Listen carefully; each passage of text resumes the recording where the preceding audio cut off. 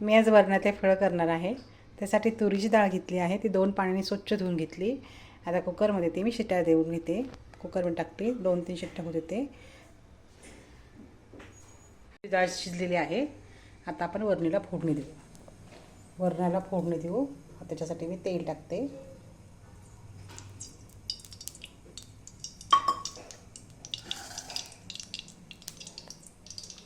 तेल चांगलं गरम होऊ देते.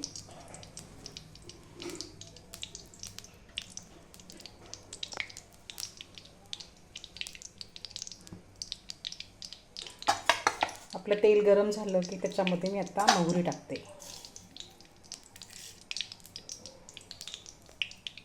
हे बघा, मोहरी टाकली. आता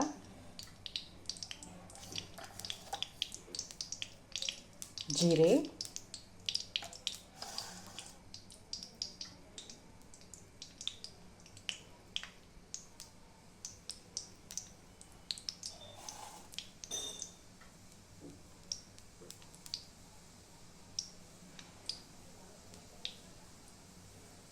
मोहरी टाकली. आता टाकते लसण. लसण मी आता थोडासा ठेचून घेतला, त्याच्यामुळे वरणाला चांगली चव येते. लसणाला लाल रंग आला की आपण हिरवी मिरची टाकू.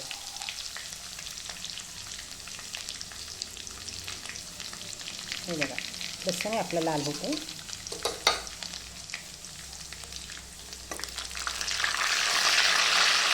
आता टाकूया हिरवी मिरची.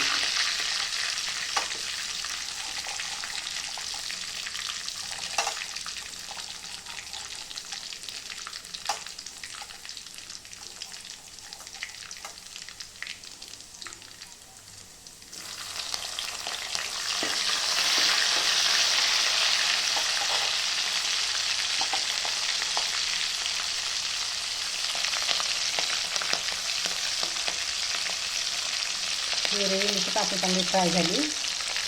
आता त्यात टाकते मी कढीपत्ता.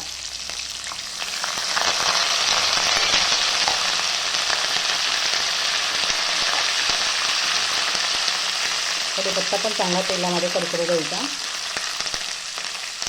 आता त्यात टाकते टमाटर.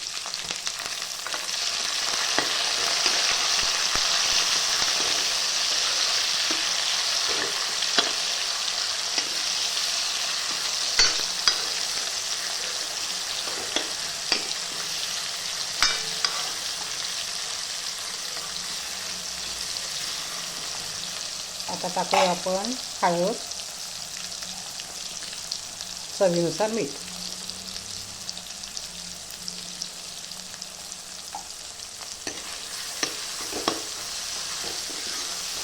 वरणाचे फळं खायला एकदम छान लागतात.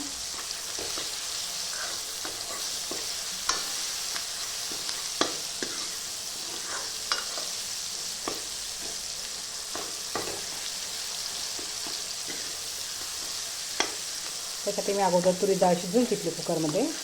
आता फोडणी देऊन घेते. आता आपली फोडणी झाली आहे, त्याच्यामध्ये आता कोथिंबीर टाकते.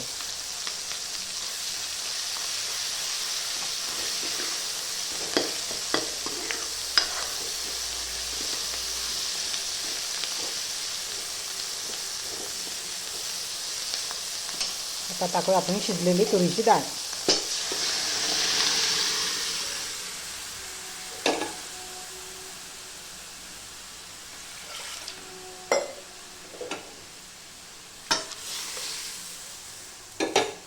त्याला चांगली उकळी देते.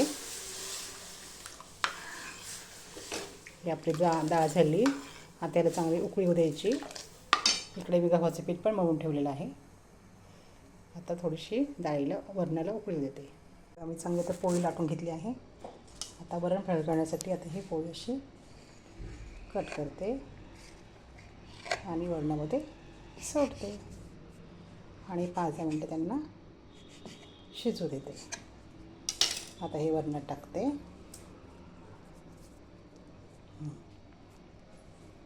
आता 5 मिनटं त्यांना वाफेवर शिजू देते.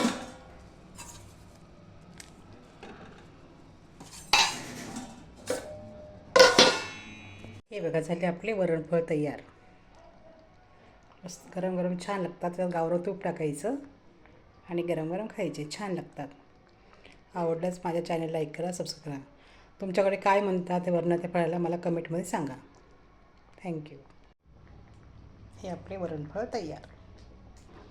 एकदम छान कोथिंबीर टाकायची, गावरान तूप टाकायचं, गरम गरम खायचे, एकदम छान लागतात. कमेंटमध्ये सांगा तुमच्याकडे वरणफळाला काय म्हणतात.